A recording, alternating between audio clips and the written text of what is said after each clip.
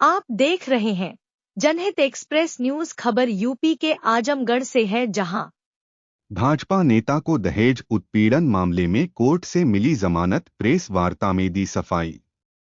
भाजपा नेता ब्रिजेश दुबे, उनकी पत्नी और बेटे को दहेज उत्पीड़न के मामले में अदालत ने जमानत दी है। जमानत के बाद उन्होंने अपने आवास पर प्रेस वार्ता आयोजित की, जहां उन्होंने अपने ऊपर लगे आरोपों का खंडन किया। दुबे ने कहा, सत्य परेशान हो सकता है लेकिन पराजित नहीं। उन्होंने आरोप लगाया कि यह मामला पूरी तरह से गलत है और इसे दिनेश तिवारी द्वारा झूठे आधार पर दर्ज कराया गया है। उन्होंने बताया कि यह मामला शहर कोतवाली में दर्ज किया गया था और अदालत ने उनके पक्ष को सुनने के बाद उन्हें जमानत दी। दुबे ने आरोप लगाया कि लड़की के पिता ने शादी के बाद उनसे कई बार पैसे मांगे और कुल मिलाकर 15 लाख रुपए नकद और गहने हड़पने का षड्यंत्र रचा। उन्होंने स्पष्ट किया कि शादी के समय उन्हें केवल 21,000 रुपए शगुन के रूप में दिए गए थे। इसके अतिरिक्त दुबे ने आरोप लगाया कि उन्हें मानसिक, शारीरिक और सामाजिक रूप से परेशान किया गया और इस मामले में वह न्यायालय जाएंगे। भैया, सबसे पहले मैं आप सभी को सादर प्रणाम करता हूं। आप सभी के कृपा आशीर्वाद से, माता पिता के आशीर्वाद से मैं बेदाग था और बेदाग हूं। सत्य परेशान होता है, पराजित नहीं होता। मेरे ऊपर लड़की पक्ष ने गलत आरोप लगाया था, जिसका साक्ष्य मैं न्यायालय में पेश किया और न्यायालय ने मुझे बरी किया। इसीलिए मैं आप सभी के आशीर्वाद को लेने के लिए और अपने आप को बेदाग साबित करने के लिए आप सभी को अपने यहाँ बुलाया हूँ। किसने लगाया था, कहाँ के निवासी थे और आपके रिश्ते में क्या मतलब होने वाला? हमारे होने वाले रिश्तेदार थे।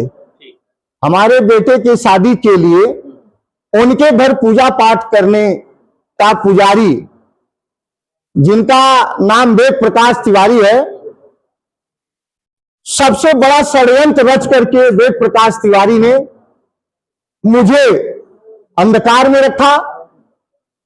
दिनेश तिवारी, जो सचमुच में निजामबाद थाना अंतर्गत शाहपुर गांव के रहने वाले हैं, जिन्होंने मुझे अपराधी बनाया और अपराधी साबित नहीं कर पाया। शादी की प्रक्रिया कब शुरू हुई थी और कब जो है एंगेजमेंट हुई थी? मेरे यहाँ 28 फरवरी को अगुआ वेद प्रकाश तिवारी के साथ दिनेश तिवारी आए और मुझसे अनुनय विनय करने लगे कि मैं लड़की का बाप हूं और लड़की का बाप मैं स्वयं 5 बेटियों का बाप होने के नाते लड़की के पिता को प्राथमिकता दिया। और मैंने उनसे कहा, जिसकी ऑडियो भी मेरे पास है, जब ऑडियो उनसे बात हुई, मैंने कहा लड़की देखूंगा तो 1 रुपए और 1 थाली और लोटा पर आपकी लड़की से शादी करूंगा। और जितने भी उन्होंने मेरे ऊपर आरोप लगाया है कि ये मुझसे बार बार पैसा मांगे हैं, मेरे भाई और मेरे लड़के को अपने घर से गाली देकर भगाए हैं, सबका साक्ष्य उनका और मेरा ऑडियो क्लिप मेरे पास है, जो आप सभी को दूंगा। उस सब का जवाब उन्हीं के ऑडियो में खुद आप सभी को मिल जाएगा। सबसे बड़ा उनका आरोप था कि आपने अपने लड़के को कॉलोनी में फार्मासिस्ट बताकर शादी तय की, जबकि ऐसी कोई ना आपके लड़के के पास कोई डिग्री थी, ना उसका अपॉइंटमेंट था। मैंने कहा कि वो मेरे ऊपर सारे गलत आरोप लगाए हैं। मैंने कोर्ट में अपने बेटे का फार्मेसी का और एक्ट की सारी सबूत, जिसे इस संसार का भगवान माना जाता है, उस सबूत को लेकर मैं न्यायालय में अपना सबूत सुपुर्द किया और न्यायालय के देवता न्याय भगवान ने हमको उस सबूत के आधार पर अग्रिम जमानत देकर के आप सभी के बीच में मैं बेदाग था, बेदाग हूं और बेदाग रहूंगा। मैं संस्कारी था, संस्कारी हूं और संस्कारी रहूंगा। लोगों का एक आरोप था कि आपने अपने लड़के के आगे डॉक्टर लिखवाया। हाँ, फार्मेसी एक्ट में मैंने जो सबूत दिया है उस पे फार्मेसी एक्ट में लिखा गया है कि फार्मेसी करने वाला हर विद्यार्थी डॉक्टर लिख सकता है। उसी के आधार पर मुझे अग्रिम जमानत न्यायाधीश महोदय ने दिया। आपका लड़का कॉलोनी में अपॉइंट था या नहीं था? मेरा लड़का, मेरी उनकी वार्ता मैंने कहा कि ऑडियो दूंगा। मैंने उनसे बताया था कि मेरा लड़का डी फार्मा पास करके सरकार द्वारा जो 90 दिन की ट्रेनिंग होती है वह ट्रेनिंग लड़का मेरा पलनी सामुदायिक स्वास्थ्य केंद्र में कर रहा है और उनके द्वारा भेजा गया एफआईआर में विवेचक राज किशोर शर्मा जा करके पलनी ब्लॉक में पूछताछ भी किए और वहां के प्रभारी लोगों का मैं बहुत बहुत धन्यवाद करता हूं कि उन्होंने सच जो सही था वह लिख कर दिया कि ब्रजेश दुबे का लड़का माता प्रसाद दुबे उर्फ विनीत बाबू मेरे यहाँ डी फार्मा की ट्रेनिंग कर रहा है। अच्छा, उनका ये भी आरोप था एफआईआर में कि आपने 17 से 18 लाख रुपए शादी के नाम पे ले लिए। मैंने आप सभी महोदय से बताया कि हमारे और उनके कुछ रिश्ते मीठे हो गए थे। वो अपने घर मुझे कभी नहीं ले गए। मेरे नात रिश्तेदार बताए कि आप लड़की का घर देखे हैं कि नहीं, शादी किस बेस पर तय कर लिए। तो मुझे वो राज पैलेस में पहले दिन 2 मार्च को अपनी लड़की को दिखाए जिसमें मेरा परिवार, उनका परिवार और अगुआ स्वयं थे। उनके सामने मेरी पत्नी ने अपने हाथ की 4 चूड़ी उस लड़की को देखने के लिए पैतृक दाना 4 चूड़ी उस लड़की को दिया, एक पाजेब दिया, एक नाल की कील दे करके राज पैलेस में पहले दिन छेका किया। श्रीमान जी की ऑडियो मेरे पास है, मेरी उनकी वार्ता हुई है। मैं हर ऑडियो में जब जब मुझको बार बार मुझे मानसिक रूप से प्रताड़ित करते थे कि आप क्या लेंगे, मैंने कहा था कि मैं ब्राह्मण का लड़का हूं, ब्राह्मण समाज का लड़का हूं, एक लड़की का बाप हूं, सिर्फ लड़की देख करके लड़की पर शादी करूंगा। और मुझसे उन्होंने कहा कि मेरी पत्नी हमेशा लोन ले लेकर के परिवार का परवरिश कर रही है और मुझे वह घर जहां आपको बुलाऊंगा वह घर मेरा बहुत गड़बड़ है।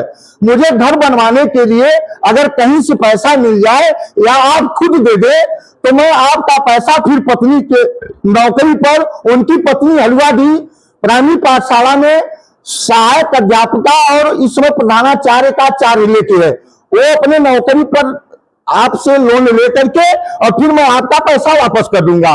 आप सभी लोग जानते हैं कि मैं अपने पिताजी की पुण्यतिथि हर 11 जुलाई को करता हूं जिसमें सभी सम्मानित संभ्रांत लोगों को बुलाता हूं।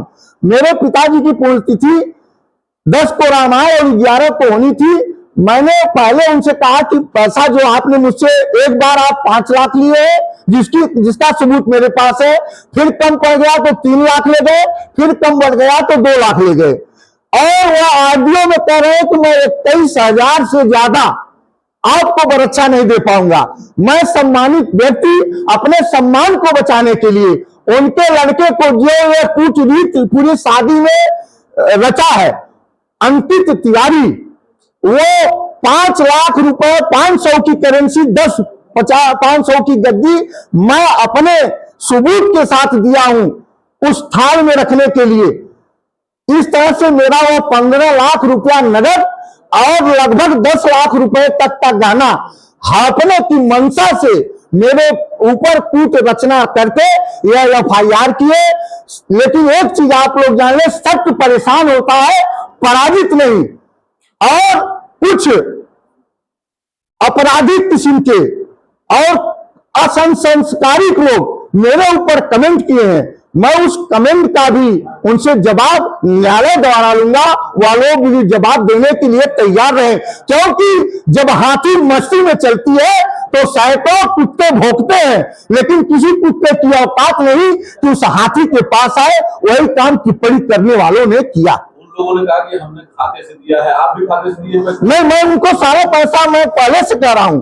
मेरे ऊपर जब 1 तारीख को एफआईआर कोतवाल महोदय ने किया, कोतवाल महोदय एक राष्ट्रद्रोही को क्लीन चिट दे सकते हैं और एक संस्कारी बालक के ऊपर इतना धारा लगा करके कचहरी तक भेज सकते हैं। कोतवाल महोदय को भी इसका जवाब देना होगा कि आपने एक राष्ट्रद्रोही को क्लीन चिट दिया किस बेस पर और एक संस्कारी बालक के ऊपर किस आधार पर इतना मुकदमा दाखिल किया है, उसका भी जवाब उनको कोर्ट में देना होगा। लड़के पक्ष में आप क्या कानूनी कार्रवाई करेंगे? मैं अपने लिए न्याय की अपील करूंगा। मेरा मानसिक, शारीरिक और सामाजिक हत्या करने की कोशिश अगुआ और लड़की और कोतवाल महोदय मिलकर किए हैं, जिसके लिए मैं न्यायालय का दरवाजा खटखटाऊंगा और दूध का दूध और पानी का पानी करके तब आज एक मैंने कसम खाया था कि 1 तारीख को मैंने अपनी मोबाइल बंद किया था, जब तक बेगुनाह नहीं साबित कर लूंगा आपके सामने शक्ल नहीं दिखाऊंगा।